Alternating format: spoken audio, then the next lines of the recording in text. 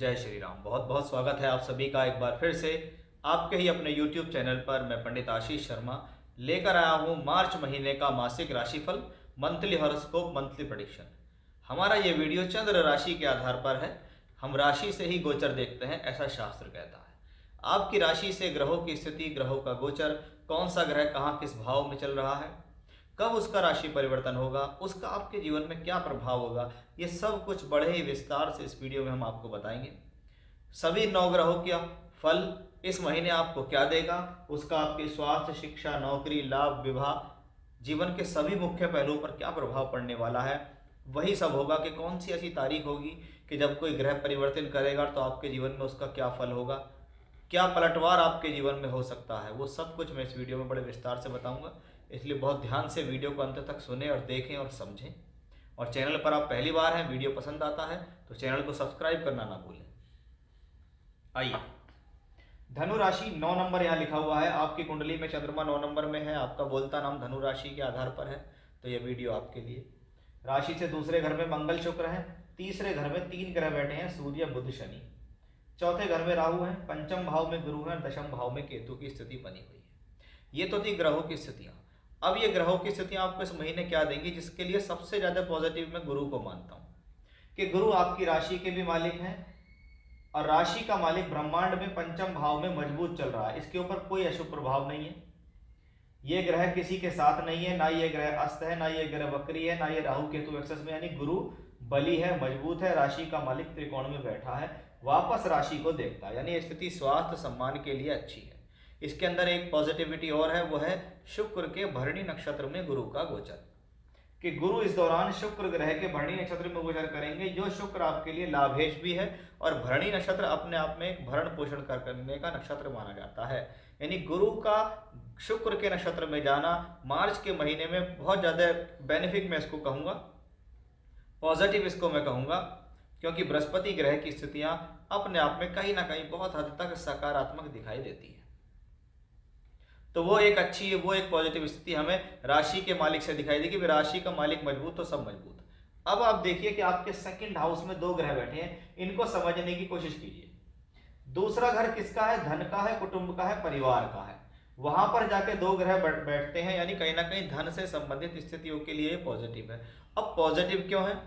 पहली बात तो लाभ का मालिक यहाँ बैठा है, दूसरी बात पंचम का मालिक यहाँ बैठा है। पंचम और लाभ दोनों का मालिक एक साथ हो तो इसको धन योग की संख्या में अच्छा माना जाता है। कहते हैं त्रिकोण भाव के स्वामी, लाभ भाव के स्वामी अगर अपने ही भावों में बैठे, एक दूसरे की राशियों में बैठे या केंद्र त्रिकोण में बैठे, तो ये धन योग की परिस्थिति को मजबूत कर देते हैं। वही मंगल और शुक्र ने ये सेम स्थिति यहाँ पर बताई है कि शुक्र ग्रह धन भाव में बैठा है, 7 मार्च को राशि परिवर्तन करेगा। जब ये लाभ का मालिक आ जाएगा तीसरे घर में शुक्र ग्रह, तो क्या होगा? लाभ करने के लिए, लाभ प्राप्त करने के लिए किसी प्रकार का योजना बनानी पड़ेगी कि कैसे मैं दूर स्थान से जुड़कर काम करूं, ट्रैवलिंग से फायदा मुझे मिल जाए। या ऐसे समय में कभी कभी व्यक्ति को ट्रैवलिंग करनी पड़ जाती है, यात्रा करनी पड़ती है, या कम्युनिकेशंस लगातार बना के रखना पड़ता है, तब जाकर उसको लाभ मिलता है। ये कहता है तीसरे घर में शुक्र का आना। शुक्र क्या है? एक लग्जरी प्लेनेट है। जब वो थर्ड हाउस में आता है तो ऐसे में स्थिति में क्या होता है, व्यक्ति के जो भीतर शौक होते हैं वो निकलते हैं। वो इस दौरान कभी कभी अपने शरीर पर, अपने शौक पर भी इस दौरान खर्च करना शुरू कर देता है। मंगल 15 मार्च 2024 तक उच्च के होकर यहाँ चलते रहेंगे, पंचम भाव को देखते रहेंगे जहां गुरु बैठा है। यानी ये बात तो सीधी है कि ये मार्च का महीना विद्या, बुद्धि, शिक्षा के लिए अच्छा है, संतान के लिए अच्छा है। लक्ष्मी त्रिकोण है तो धन बुद्धि के लिए अच्छा है। मंगल 15 मार्च को यहां से निकलकर तीसरे घर में आएंगे, और तीसरा घर टूर ट्रैवलिंग यात्राओं का होता है। यानी पंचम का मालिक तीसरे में हो तो शिक्षा करने के लिए कहीं दूर जाना पड़ सकता है, धन कमाने के लिए यात्रा करनी पड़ सकती है। तो वहीं मंगल 12वें का मालिक होकर भी यहाँ है, यानी कहीं ना कहीं मंगल और शुक्र दोनों ग्रह आगे मिलकर आपकी ट्रैवलिंग तो कराएंगे और उस ट्रैवलिंग से आपको लाभ भी दिलाएंगे। ये भी यहाँ से क्लियरली दिखाई दिया। अब 3 ग्रहों का योग कहाँ बना हुआ है? यहाँ हमने देखा कि महीने की शुरुआत हुई तो सूर्य, बुध और शनि यहाँ बैठे हैं। मंगल और शुक्र इसको इस महीने यहाँ ज्वाइन करेंगे, यानी तीसरा घर लगातार 3 ग्रहों से संबंधित है। पहला के शनि तो यहाँ इस भाव में चलेंगे ही, कि आपके धन का और तीसरे घर का मालिक शनि यहाँ, यानी धन भी देगा, ट्रैवलिंग्स भी कराएगा। शनि 12वें घर को भी देखता है, यानी फिर से बार बार यात्राओं से आपका जुड़ना और यात्राएं करना और उन यात्राओं से फायदा लेना, ये लगातार इस महीने में दिखाई दे रहा है। तीनों ग्रह मिलकर भाग्य स्थान को देखते हैं, यानी हम आप अपने भाग्य को बनाने के लिए मेहनत कर रहे हैं। क्या है? भाग्य स्थान का मालिक अगर तीसरे घर में जाए तो भाग्य बनाने के लिए यात्रा। ये सूर्य यहां से निकलेगा, यहां आ जाएगा। कब आएगा? 14 मार्च 2024 को आएगा। जैसे ही सूर्य यहां आता है, सूर्य राहु के साथ मिलकर ग्रहण दोष बनाता है। कहां बनता है ग्रहण दोष? चौथे घर में। चौथा घर किसका होता है? माता का, क्योंकि चौथे घर से छठा पड़ता है 9वां घर, और यहां पर ये मालिक यहां बैठा है, यानी इस दौरान माता के स्वास्थ्य को लेकर चिंता बनी रहेगी।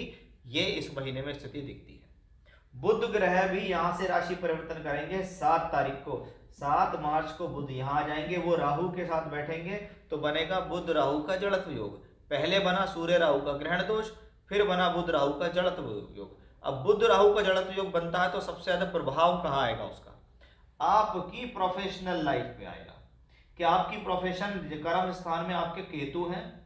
बुध यहाँ आके नीच के हो जाएंगे, राहु केतु अक्ष पे आ जाएंगे, जड़त्व योग बनाएंगे कि भी प्रोफेशनली आप कोई भी ऐसा फैसला ना लें जो आपको गलती कराए, उस गलती से आपको नुकसान हो। दूसरे तरीके से समझें तो ये बात भी दिखाई देती है कि इस दौरान कार्य क्षेत्र को लेकर तनाव बनेगा। या तो कोई व्यक्ति विशेष आपको परेशान करेगा, या आपको टॉर्चर करेगा, या आपको मेंटली रूप से पीड़ित करने की कोशिश करेगा। वो भी हमें इस बुध से ही दिखता है, इसीलिए ये बुध राहु का जड़त्व योग आपको प्रॉब्लम दे सकता है। वहीं क्योंकि बुध सप्तम भाव का मालिक भी है, ये भी कार्य क्षेत्र के लिए जाना जाता है, लेकिन सप्तम भाव हमारे जीवन में जीवन साथी का होता है। सप्तम का मालिक नीच का होगा बुध, राहु केतु अक्षस पे आएगा, सूर्य के साथ होगा। इसका मतलब इस दौरान आपको ध्यान रखना है अपने वैवाहिक संबंधों का भी।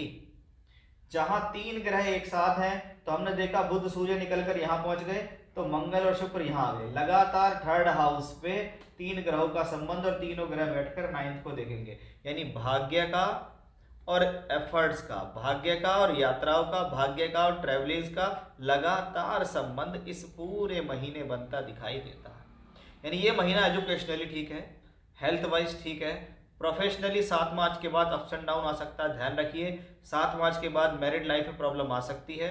उसके अलावा जितना ज़्यादा एफर्ट्स करेंगे, जितना क्रिएटिविटी दिखाएंगे, जितना कम्युनिकेशन करेंगे, जितनी यात्राएं करेंगे, उतना ही आपको मिलेगा लाभ। इस महीने ग्रहों की स्थितियों ने ये बताया है। तो ये था धनु राशि के जातक लोगों के लिए मार्च 2024 का महीना कैसा रहेगा, ये सब मैंने आपको विस्तार से बताया है। जय श्री राम।